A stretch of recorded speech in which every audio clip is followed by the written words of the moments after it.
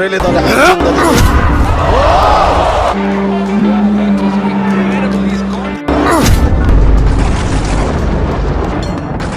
Ang mga boxing fans ngayon ay nag-aabang kung sino ang susunod na maging world champion. Isa na nga dito ang hard puncher na tubong Mandawi, Cebu.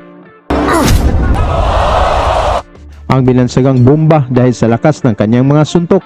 Ito ay si Christian Aranita mga tol na may record na 24 wins at 19 knockouts. Si Aranita mga tol ay rank number 11 sa pound for pound ng light flyweight division at rank number 1 naman sa IBF light flyweight. Nang tinalo nito sa loob lang ng unang round ang kapwa Pinoy contender na si Arvin Magramo.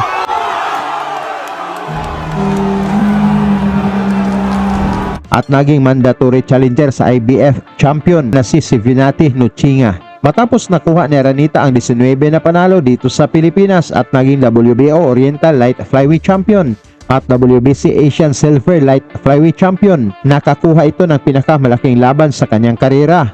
Nagtungo ang team ni Aranita mga tol sa Africa upang hamunin ang undefeated African superstar na si Sivinati Nuchinga alias Special One na may 9 wins, walang talo at 9 knockouts sa kanyang kartada.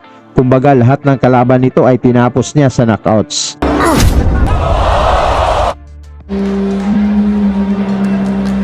Sa tambalang ito mga tol ay lumabas na napakadihado ng ating pambato kung saan binigyan lang ito ng 5% na chance na manalo habang 95% naman ang chance ng African champion na si Nuchinga. Lalo na sa balwarte pa nito gaganapin ang laban kung saan alam naman natin na talamak na dito ang layaan pag umabot sa scorecards ng mga hurado ang desisyon ng laban. Halika mga boxing fans sa ating balikan kung paano pinabagsak ng Pinoy na si Aranita ang pambato ng Africa mismo sa harap ng mga fans nito.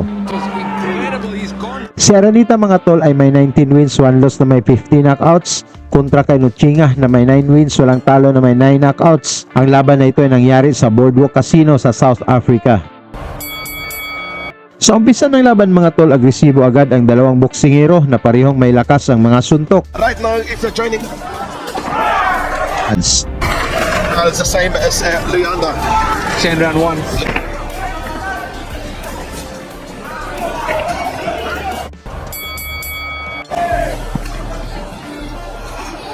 He's forcing Sivinati to retreat.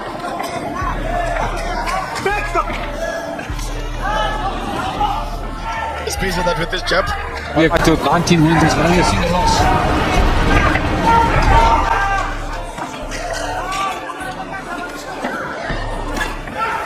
That's better.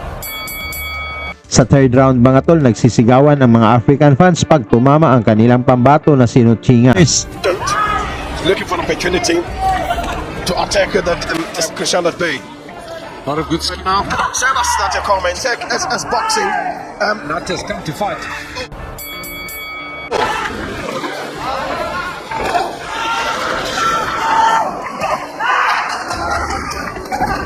Let's see the fight toe to toe. Good left hook now. That Patla, his favorite boxer, is Manny Pacquiao. Filipino legend. You know that because of that, Christian not be able to do.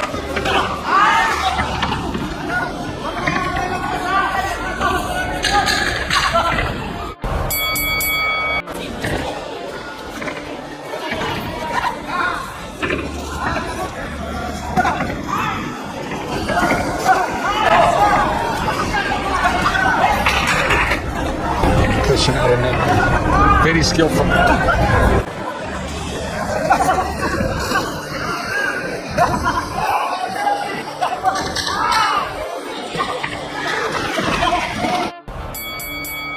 Sa kalagitnaan ng bakbakan mga tol, naghihiyawan ang mga fans ni Nuchinga na nag-aabang sa pagbagsak ni Aranita. Ngunit mapaatras ang Aprikano pag tinamaan ni Kabayan. This piece of art of boxing, that's very well placed. This touch makes sure he doesn't throw away to the punch and he connects that in the foot.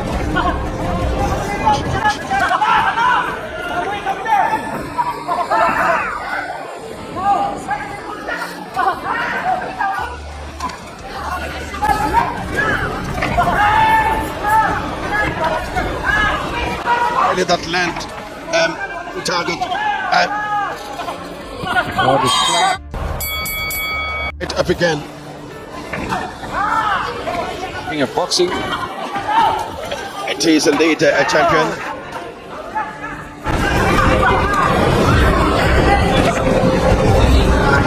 Yeah, long evening, not many knockouts in the art of boxing in the ring tonight.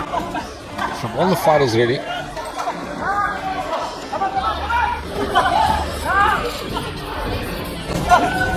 To be effective. Like that. Well, 35.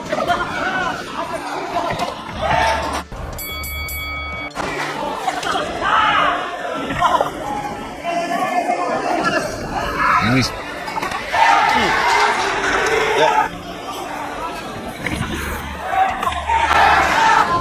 To do the job, the guy not eat that. Yeah.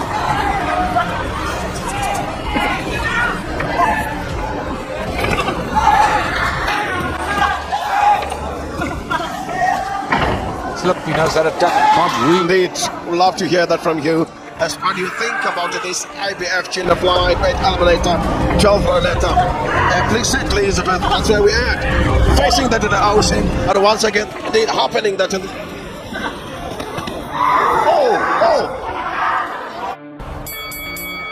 Sa round 9 mga tol, si Aranita na ang agresibo na gustong pabagsakin ang kanilang champion upang masigurado ang panalo dahil mahirap na kung aabot pa sa hurado ang desisyon ng laban.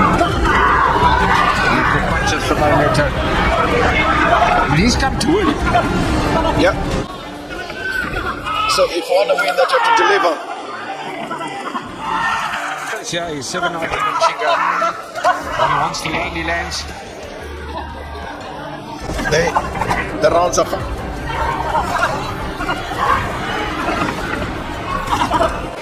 Chinga. Behind it. Toying with his man now, fan right hand. Saan hindi ito nagpakita ng kapaguran? I'd love to hear that to this piece of And the judges scorecard for now. Christian.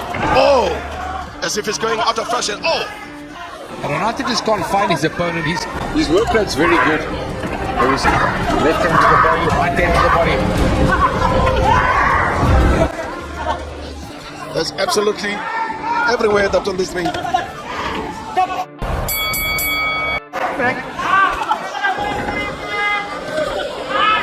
He hasn't made it happen. Not going to happen today in South Africa. Really difficult and for him that he's really begging him come. 54 seconds to go this fight. Sure he knows when he was on. To land the bomb. Yeah, And it hasn't fight though. yeah. Been busy for 12 rounds.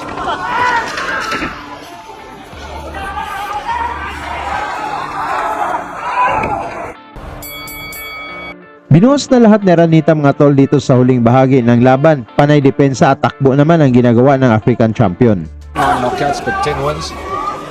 That is his growth, name, agility. He has been coming since. He has never stopped. Flat out for 12 rounds. Oh yes. Just you've come to an end.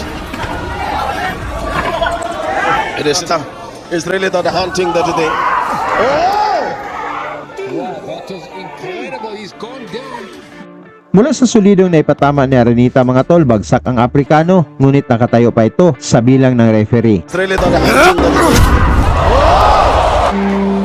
That was incredible. He's gone 38 seconds to go in the 12th and final round. But he says he's okay. Yep. He's holding on now. So the Nazis in trouble.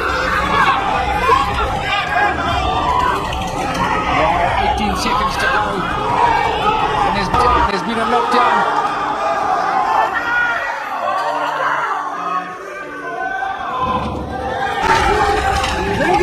Holding on now, Samuel. Gusto nang mag-follow up si Aranita mga tol, ngunit inabot na ito ng final bell.